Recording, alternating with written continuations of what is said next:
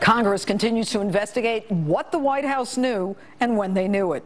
In a letter to the president, they write, "We are concerned that your administration has not been straightforward with the American people."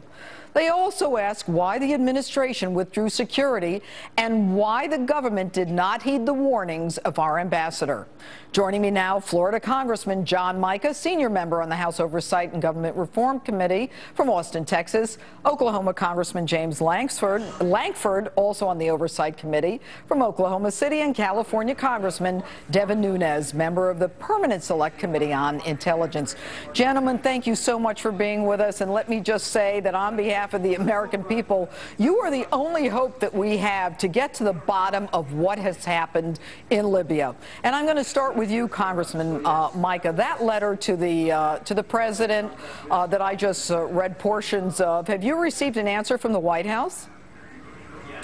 Not yet. Of course, mostly we've gotten excuses this week.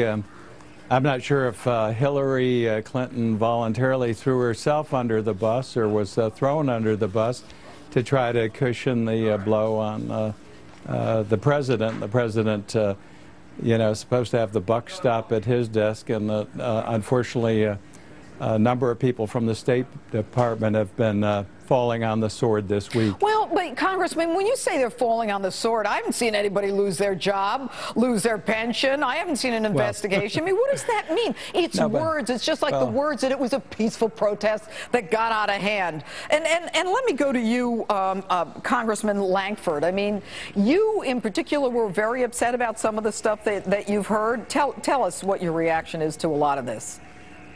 No, it's incredibly frustrating because we knew the security situation there. The British ambassador had an assault on his life and an assassination attempt. The British evaluated their security presence in Benghazi, determined they didn't have enough security, and so they pulled out. The Red Cross had 2 attacks on their compound in Benghazi, determined they didn't have enough security there, and so they pulled out. We had 2 different attacks on our compound during the summer of 2012, but instead of responding with more security or pulling out, we actually pulled out security and left our people there. It's just inexcusable. We should have added more security or pulled our people out, but not do neither. Well, but why do you think that in a country as dangerous as Libya, with an ambassador pleading, in fact, a cable sent the very day he was murdered, that this administration would be so tone deaf or so dismissive when apparently the ambassador in Paris has a Marine detachment?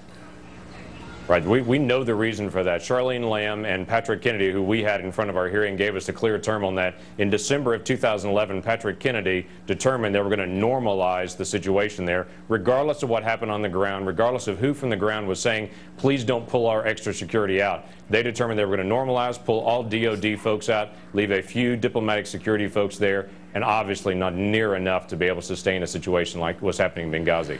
And, you know, when you hear, gentlemen, that, you know, from Charlene Lamb, who testifies under oath that she was hearing in real time what was going on, we had the video surveillance, we had that intel from the CIA. Congressman, I'll go to you, Congressman Nunes. I mean, what do you think should happen to these people? Well, look, there needs to be a full investigation, and the administration needs to come clean. The House Intelligence Committee knew 12 hours after the attack that it was indeed an attack.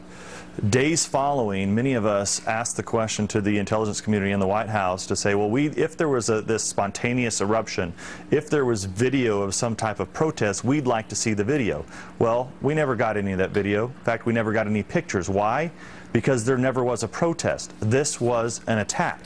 All right, well, we know that. We know, Congressman, excuse me for interrupting, we know that that's the case, that it was a lie. So my question is, and the question that I believe most American people have is, what are the consequences to lying? And Congressman Mica, I'll go back to you on the issue of the Inman standards. We know that the consulate in Benghazi did not have the minimum physical requirements of the height of the gate, the perimeter, the closeness to the borders. And then I hear that Congress is considering spending $12 million to protect the Libyan border when we won't even protect the border to our own embassy. What is the State Department thinking? Well, again, you've got people who had information that there was a danger, that we should have security improved there. They ignored the request. Then when you had this horrific attack take place, they concocted a story. Everybody heard it. It was a cover-up story to what was happening, and they did the same thing now this past week with trying to cover for the President of the United States. Well, everybody chimed in. And real fast, because I got a hard break here, Congressman Nunes, you're on Intel. You believe that they didn't tell you or share intelligence with you? Absolutely. I mean, the State Department refused to show up to brief us.